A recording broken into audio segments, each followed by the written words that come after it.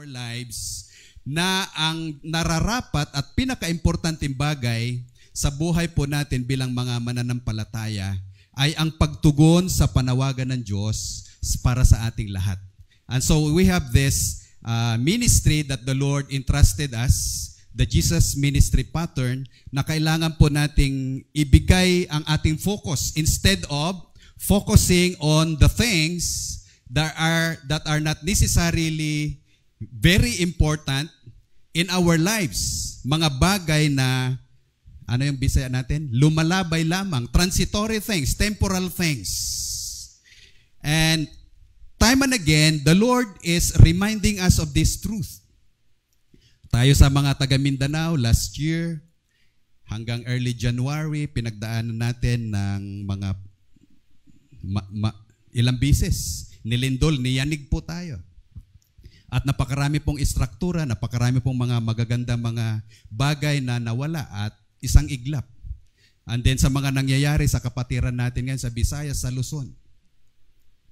Can you imagine, in-imagine ko minsan, maaring isang kapatid, isang kababayan, na talagang ininvest na niya ang buong buhay niya to accumulate these things and to establish all these wonderful edifices, structures.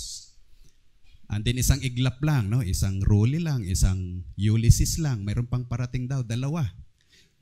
Mari sabihin na, Lord, tama na. Ako'y nagising na sa katotohanan na sa isang iglap, mawawash out lahat. Lahat ng pinaghirapan mo, lahat ng mga finokus mo, ang talento mo, ang buhay mo, ang panahon mo, instead na doon sa pagtugon sa panawagan ng Diyos, o pang paglingkuran siya at paglingkuran ng iyong kapwa, i-reach out ang mga nawawala. Mag-train ng mga disciples, mag-follow up. Even if our situation doesn't warrant today, intense disciple making, nevertheless, pinagsusumikapan pa rin natin, tayo nananalangin, kahit yung ating pagtitipon na ganito, medyo may agam-agam tayo. Nevertheless, we continue to pursue. At ito yung dapat pursuit natin. Kaya yung warning ng Diyos, napakaklaro. Sabi nga natin sa verse na yan, Luke 12:15, there is a double warning of God against material things, loving material things, investing my life to these things. Sabi niya, be on your guard and watch out. So it speaks of the danger of focusing these things or being discontent with possessions. Why? Our life, hindi po niya dinidefine, hindi po binibigyan ng kahulugan sa mga bagay na mayroon ka o sa mga bagay na wala ka.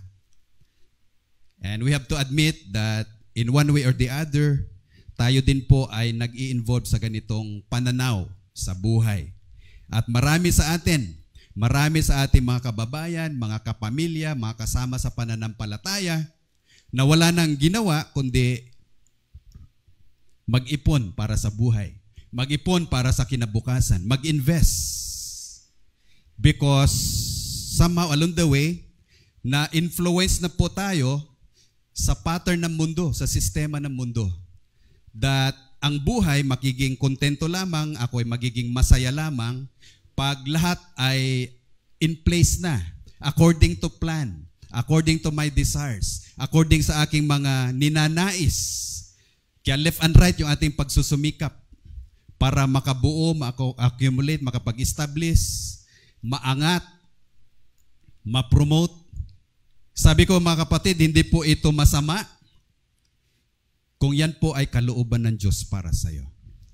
Ito po ay nagiging masama kung ito ay nagiging dahilan para ikaw ay hindi makapagpatuloy sa iyong paglago sa Panginoon, hindi ka makapagpatuloy sa iyong paglilingkod sa Panginoon at paglilingkod sa iyong kapwa. Especially if you have made that commitment when you have established that relationship with Christ. Can you remember, sabi ni David, return unto me the joy of my salvation. During the time na isinabmit mo ang buhay mo sa Lord, ano yung sinabi mo? Lord, tatanggapin kita, ako'y sasampalataya, ako'y maniniwala, magiging Panginoon ka at Diyos at tagapagligtas ng aking buhay. One day in your life, in your Christian life, nung ikaw nagsimula, alam na alam ko kapatid, dahil ginawa ko din yan, na isinurrender mo ang buhay mo sa Panginoon. Amen? You made Him Lord of your life. What does that mean? Na ibig sabihin, ang Diyos, ang Panginoong Jesus, ang siyang Panginoon ng buhay mo. Siya dapat masunod. Siya dapat maghari sa buhay mo. Including in your decisions, including in your plans, including in your desires, in your ambitions, Christ must be there, the center of it all. But along the way, dahil sa ating mga pagnanasa sa ating buhay, dito sa mundo, ito po ay naisasantabi. Kaya ito yung warning sa atin sa Matthew 13:22 regarding the danger of covetousness. Loving the things of the world. Actually, hindi pera ang problema. The problem is covetousness. Kaya yung warning, love of money. Kaya sabi niya dito, doon sa parable, na may isang tao, mananampalataya sana siya, at nagnanais na sumunod sa Panginoon, hindi po siya nakapagpatuloy. Dahil sa kanyang pagnanasa, pagkabalisa sa maraming bagay at pagkahumaling sa kayamanan. At marami pong ganito na namumuhay ngayon. They claim to be Christians. They want to be Christians, to be believers of the Lord. Pero sa araw-araw, buong linggo, wala nang ginawa, kundi ang kanilang laman ng kanilang isip, hindi ang Diyos, hindi yung magiging intimate with God, paano pa makilala ang Panginoong Jesus. Take note sa Matthew 6:30, sabi niya, seek first the kingdom of God and His righteousness. The word seeking has the connotation of pursuing with determination. Hindi lang yung, oh, okay, alam ko na, at wala ka nang ginawa.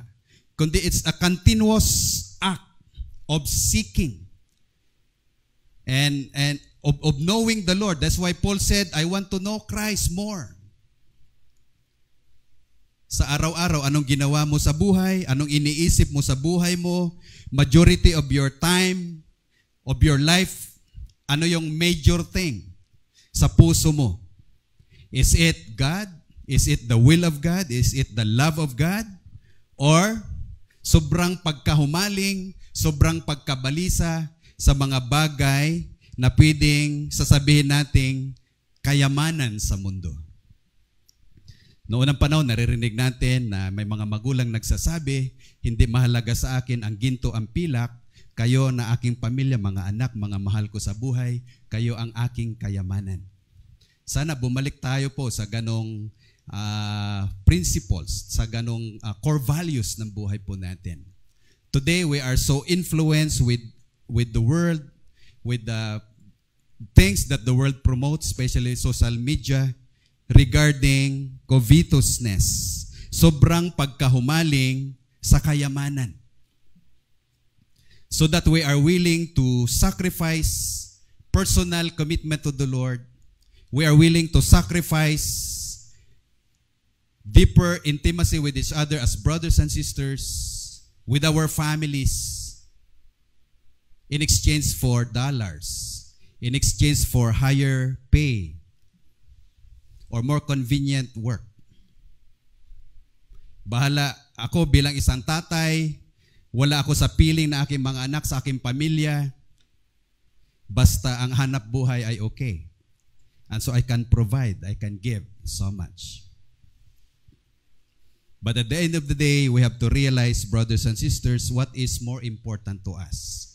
And according to the instructions of the Lord, ano yung mas mahalaga sa iyo? Tanungin kita, kapatid, what is more important to you now?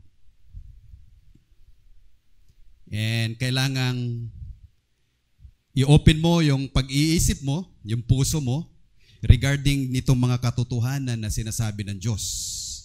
Dahil kung hindi, napaka-dangerous that we will be going into the wrong direction as well. At napakarami po na mga people of the Lord, who started well in their walk with God, in their commitment with God. But because of this problem, na hindi po na-deal in their hearts, in their lives. Sila po'y lumihis. Mamaya may mga verses na babasahin tayo, pabalik-balik ang warning ng God. 1 Timothy chapter 6. Balik tayo ulit dyan. Godliness with contentment is great gain, for we brought nothing into the world, we can take nothing out of it. But if we have food and clothing, we will be content with that. People who want to get rich fall into temptation and a trap, and into many foolish and harmful desires that plunge men into ruin and destruction. For the love of money is a root of all evil. Some people, including you and me, maybe believers of the Lord, committed disciples of Christ, eager for money, have wandered from the faith. Ang ganda ng simula, masigasig. Talagang He's so willing to be with us in the work of ministry. Nung nilans natin yung JMP, 100% yung kanyang heart. In ako dyan, kuya. Kasama ako dyan. All the way, till death do us part. Where you go, I go.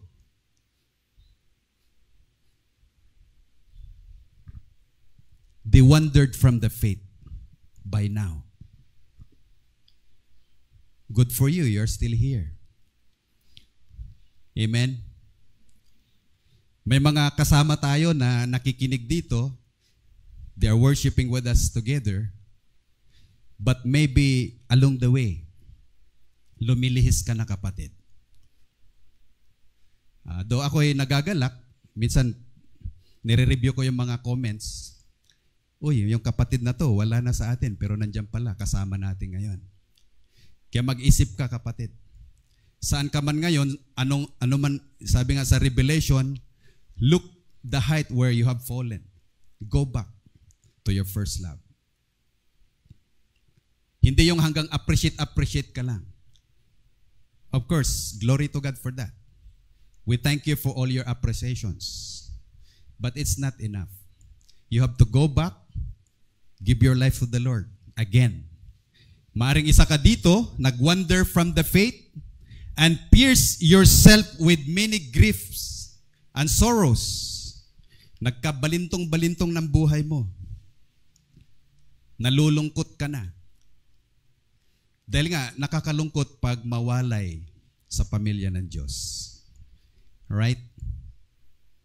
Kaya kahit may pandemya, nagsusumikap tayo na magkita ulit and to be gathered as one. Because there is joy of being in the family of God. And it is genuine. Amen? Though, ingat tayo lagi mga kapatid. Medyo jump-pack na tayo with this number. Parang may temptation na kanina doon sa likod na pagdikit-dikitin na yung mga upuan. Sabi ko, wag. And then, isara na yung gate. Yung mga late, next Sunday na. We cannot accommodate you anymore kasi puno na. And I don't know hanggang kailan itong ating sitwasyon, but for now, let's be content with our situation. Knowing that Christ is sovereign. Amen? At the same time that we have to be wise and be careful the way we are to live our lives. God will never leave us nor forsake us, but at the same time, we have to be wise as serpent and be innocent as a dove. Because nandiyan pa rin yung threat. So sabi niya dito, but you, ikaw, anak ng Diyos, tao ng Diyos, believer of Christ, lumayo ka sa mga bagay na to. Hindi lang lumayo, no? Tumakbo ka, papalayo. Bagkos, pagtuunan mo ng pansin, what you are to pursue, what you are to invest your lifetime, energy, is righteousness, godliness, faith. Yung JMP natin. Yan yung bigyan mo ng panahon, bigyan mo ng time, bigyan mo ng resources. Buhay, bulsa, bahay, bigay mo lahat so that you can participate productively